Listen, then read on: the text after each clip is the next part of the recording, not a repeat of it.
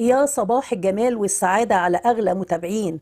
ازيكم حبايبي؟ عاملين ايه؟ يا رب تكونوا بخير. مفيش أحلى بقى من العيش المخبوز في البيت ولا ريحته اللي بتملى البيت كله بركة وخير.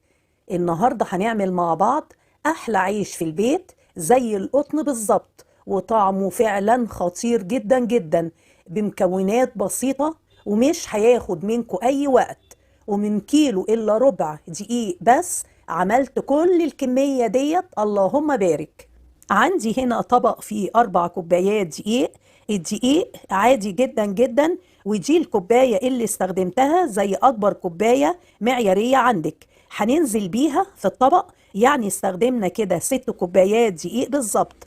هنحط عليهم معلقة صغيرة بيكنج باودر ومعلقتين صغيرين ملح، وهنقلب المكونات دي كلها مع بعضها لحد لما نتأكد ان البيكنج باودر والملح اختلطوا كويس جدا جدا مع الدقيق.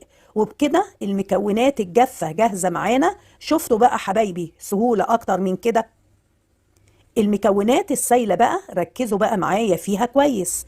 هجيب طبق احط فيه كوباية مية دافية، ما تكونش سخنة، يعني ايديكي تقدر تستحملها. بعد كده هننزل عليهم بكيسين من الخميرة الفورية او معلقتين كبار خميرة فورية.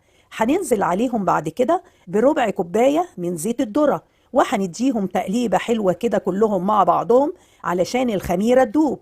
هننزل بعد كده بعلبتين من الزبادي، حجم العلبة 170 جرام زي ما انتوا شايفين. هنقلب المكونات دي كلها مع بعضها علشان الزبادي يدوب كويس. هبدأ أنزل بالمكونات بالدقيق بالتدريج، وأعجن العجينة عندي لازم تكون طرية وناعمة لمدة من 6 ل7 دقايق، وبتلزق معاكم حاجة بسيطة كده زي ما انتوا شايفين. حطيت بقى شوية زيت في الطبق، وحطيت العجينة وغلفتها بالبلاستيك راب، وهسيبها لحد لما يتضاعف حجمها. هتاخد حوالي ساعة تقريبا. دي العجينة بعد مرور ساعة اللهم بارك تضاعف حجمها. هنرفعها على البلانشة وهنبدأ نقسمها مع بعض. أنا عملت معايا حوالي 17 رغيف، وزن الرغيف حوالي 90 جرام. وطبعا بكورهم كويس جدا جدا زي ما انتوا شايفين لحد ما خلصت الكمية كلها. وطبعا لازم نغطي الكور علشان ما تنشفش منا وتعمل قشرة. هنبدأ بقى نحط الرغيف ونفرده، ممكن تدوها رشة خفيفة كده من الدقيق لو احتاجت. ويكون سمك الرغيف متوسط، ما ترققيش الرغيف قوي، خلوا الرغيف متوسط علشان يطلع كويس. بعد ما بفرد الرغيف بحط عليه فوطة وأغطيه، وهسيبهم لمدة نص ساعة يرتاحوا قبل ما نشتغل فيهم. أهم نصيحة علشان الرغيف ينفخ معاكم يكون على نار متوسطة، لا نخلي النار عالية قوي ولا نخلي النار هادية قوي. بحط الرغيف وبعد من 1 ل20 وأقلبه على الناحية التانية وهكذا.